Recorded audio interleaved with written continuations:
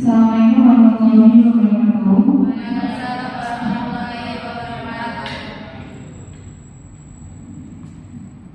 Alhamdulillah, wassalatu wassalamu ala asyrofil anbiya'i wal mursalin wa ala alihi washabihi ajma'in amma ba'du. Yang terhormat Bapak Deni selaku dosen mengaku mata kuliah ekonomi Indonesia dan teman-teman yang berbahagia. Di sini kami dari kelompok 3 akan mempresentasikan hasil kerja kami. Kelompok 3 yang beranggotakan Hikmatul Aulia Ramadhani, MPM 23610108, Desa Febriana Mandiri, MPM 23610110, Sinta Maimuna Sari, MPM 23610113, Ananda Setia Lestari, MPM 23610115, Lucy Wulandari, MPM 23610137, dan Radika, MPM 23610112. Langsung masuk ke latar belakang perkembangan industri kuliner di Indonesia, khususnya dalam segmen makanan saji, mengalami pertumbuhan signifikan dalam beberapa tahun terakhir. Salah satu produk kuliner yang sangat populer di kalangan mahasiswa adalah ayam geprek. Fenomena ayam geprek tidak hanya menjadi sekedar tren kuliner, tapi telah berkembang menjadi bagian dari gaya hidup dan pola konsumsi mahasiswa di berbagai kota, termasuk kota metro yang memiliki populasi mahasiswa yang cukup besar.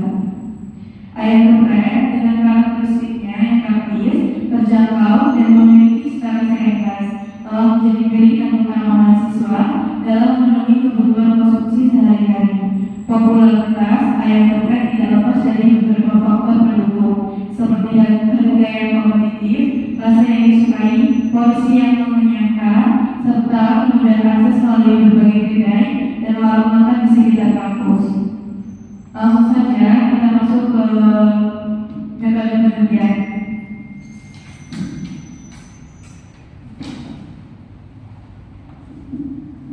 Yang pertama, metode penelitian jenis dan sumber data. Penelitian ini menggunakan data primer yang diperoleh langsung dari responden melalui kuesioner, kemudian data kuantitatif dalam bentuk formulir, kemudian cross-sectional, kemudian data pada waktu tertentu,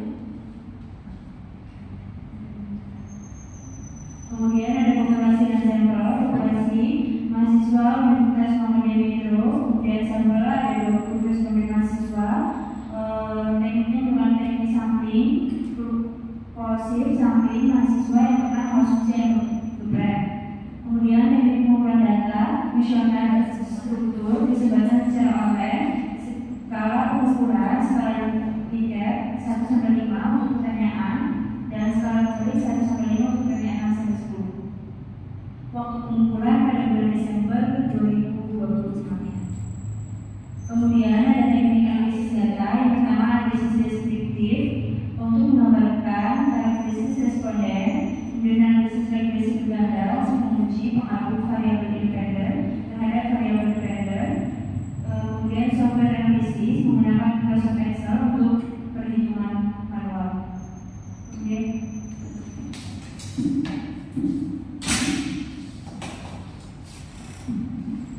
lalu analisis data regresi berganda. Yang pertama, bersama regresi. Model regresi yang digunakan Y sama dengan B beta 0 plus beta 1 S1 plus beta 2 S2 plus beta 3 S3 plus beta 4 S4 plus beta 5 X5 plus beta 6 X6 plus beta 7 X7 dan plus beta 8 X8 ditambah sigma Y sama dengan beta 0 plus beta 1 X1 plus beta 2 X2 plus beta 3 X3 plus beta 4 X4 beta 5 X5 plus beta 6 X6 plus beta 7 X7 plus beta 8 X8 lalu ditambah sigma. Yang B, sistem persamaan normal dengan 8 variabel independen. Sistem persamaan normalnya N beta 0 ditambah beta 1 sigma X1 ditambah beta 2 sigma X2 sampai dengan beta 8 sigma X8 sampai dengan X sigma Y. Lalu beta 0 sigma X1 ditambah beta 1 sigma X2 1 pangkat 2, lalu ditambah beta 2 sigma X1 X2 lalu sampai dengan ditambah beta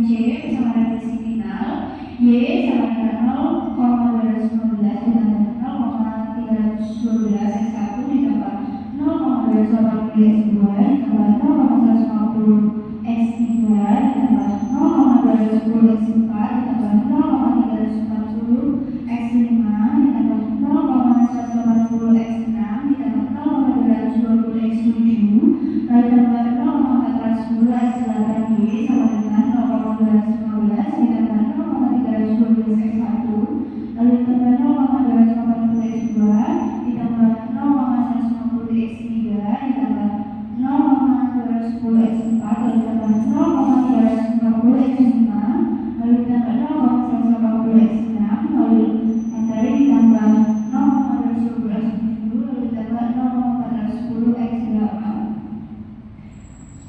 lalu selanjutnya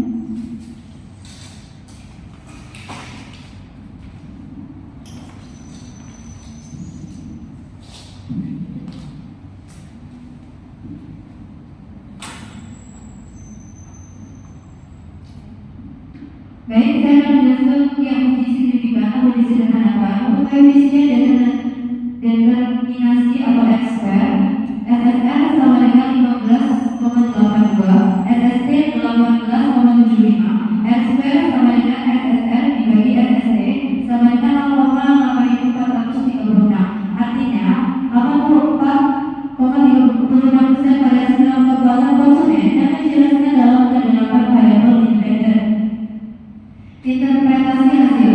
Interpretasi koefisien regresi untuk yang pertama ada konstanta beta 0 sama dengan 0,215. Jika semua variabel independen bernilai 0, kepuasan konsumen diperkirakan 0,215. Nilai positif menunjukkan bahwa meskipun semua faktor berada pada level terendah, masih ada tingkat kepuasan dasar. Untuk yang koefisien rasa, beta 1 sama dengan 0,312. Setiap kenaikan 1 poin pada penilaian rasa meningkatkan kepuasan sebesar 0,312 poin. Contoh, jika rasa kita dari 1/3 netral menuju ke 4/7, kepuasan meningkat sama dengan 0,312 dikali 1 sama dengan 0,312 poin. Rasa merupakan faktor kedua terpenting setelah value for money. Koefisien harga porsi beta 2 sama dengan 0,280, di mana setiap kenaikan 1 poin pada kesesuaian harga dengan porsi meningkatkan kepuasan sebesar 0,280 poin, menunjukkan sensitivitas mahasiswa terhadap nilai uang yang dikeluarkan. Selanjutnya akan dijelaskan oleh rekan saya Aulia.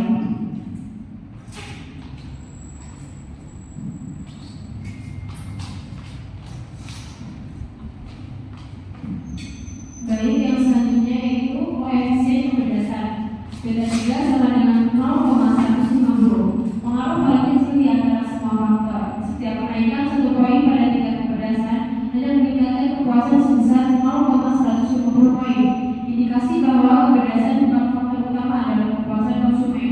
Koefisiensi pelayanan yaitu beta 4 sama dengan 0,210. Pengaruh pada data terhadap kepuasan menunjukkan pentingnya interaksi personal dalam pengalaman konsumsi.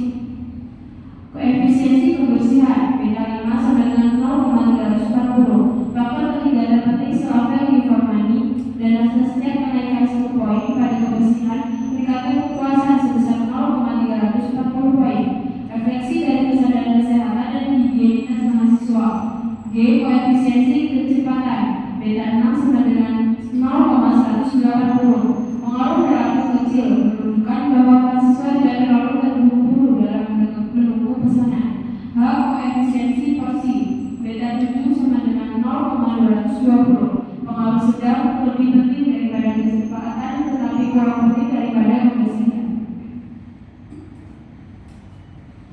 Koefisien value for money beta 8 sama dengan 0,410. Faktor paling dominan dengan koefisiensi tertinggi. Setiap kenaikan 1 poin pada value for money meningkatkan kepuasan sebesar 0,410 poin.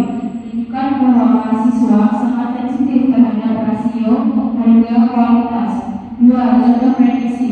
Kasus 1. Responden dengan skor rata-rata X1 sama dengan 3,65, X2 sama dengan 3,75, X3 sama dengan 3,65, X4 sama dengan 3,45, X5 sama dengan 4,65,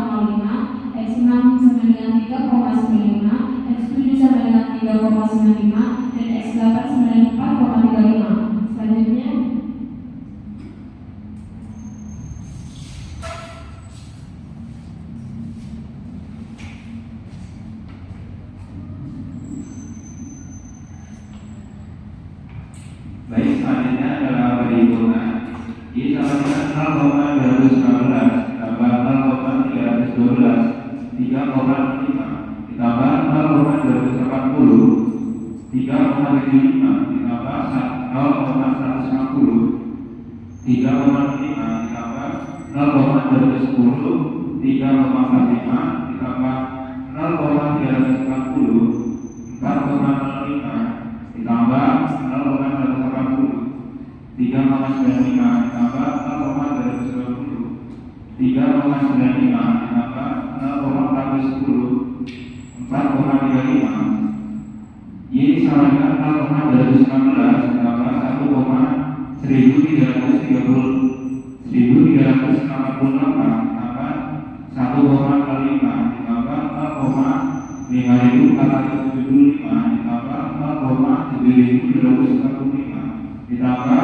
1377 ditambah 0,711 ditambah 0,869 ditambah 1,7835 Y sama dengan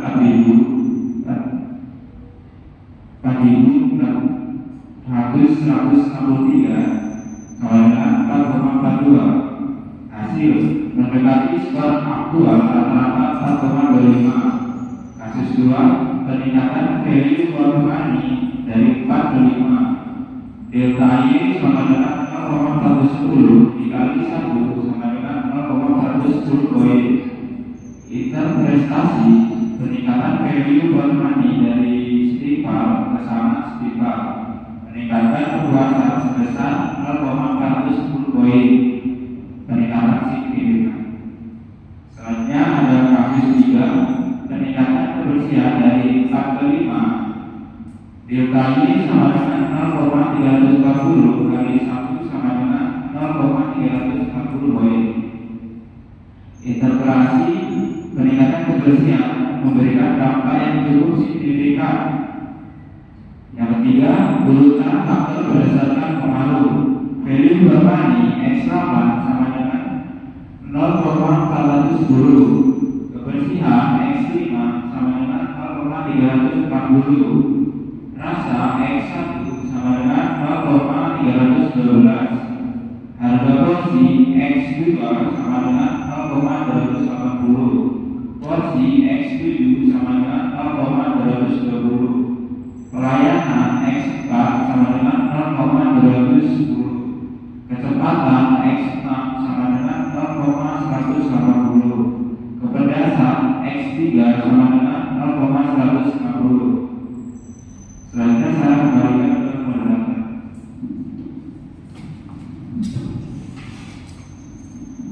Langsung saja menjadi kesimpulan. Berdasarkan analisis data dari 20 responden, mahasiswa mengenai kepuasan konsumsi air bersih dapat disimpulkan beberapa hal penting, yakni value for money merupakan faktor paling dominan dalam mempengaruhi kepuasan konsumen dengan koefisien regresi sebesar 0,410. Hal ini menunjukkan bahwa mahasiswa sangat sensitif terhadap rasio, harga kualitas dan mengharapkan nilai optimal dari uang yang mereka keluarkan.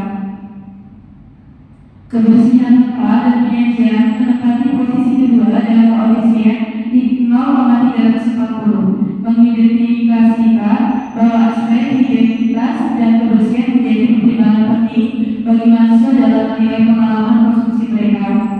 Rasa yang lembek tetap menjadi faktor kunci dengan koefisien 0,312, menegaskan bahwa kualitas produk dasar tidak boleh diabaikan meskipun faktor lain juga berperan penting.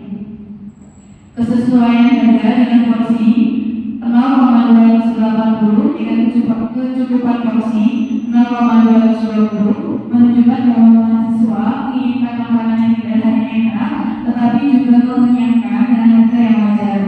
Faktor pelayanan 0,210 dan kecepatan penyajian 0,180 memiliki pengaruh yang lebih moderat, sementara tingkat kepedasan 0,150 memiliki pengaruh paling kecil terhadap keputusan keseluruhan.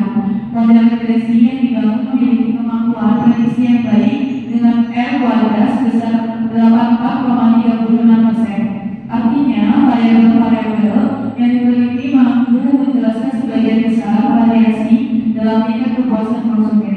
Secara keseluruhan, penelitian ini mengungkapkan bahwa kepuasan konsumsi air putih di kalangan mahasiswa merupakan hasil interaksi kompleks dari berbagai faktor, dengan value for money sebagai penentu utama. Temuan ini sejalan dengan karakteristik